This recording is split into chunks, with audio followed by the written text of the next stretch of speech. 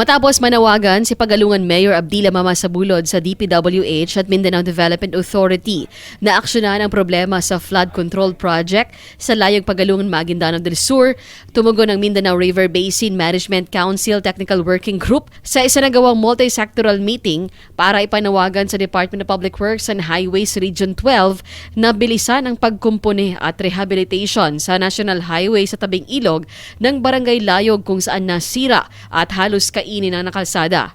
Nagpasa ng 4 na resolusyon sa naturang pulong na pinangunahan ni Minda Area Management South Central Mindanao Head Gerardo Ramon Cesar Reynaldo. Nakalati dito ang paghingi ng tulong sa lahat ng mga stakeholders at mga lokal na pamahalaan upang matugunan ang problema sa highway na nagdudugtong sa Barm at Cotabato Province. Inirekomenda rin ng Regional Project Monitoring Committee ang mas pinaigting na monitoring sa infrastructure project sa kanilang AOR.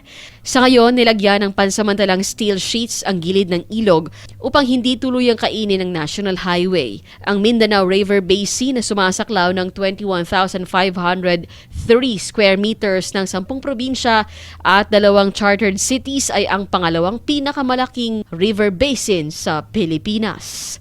Cherry May Exim Tapia, NDBC Bida Balita.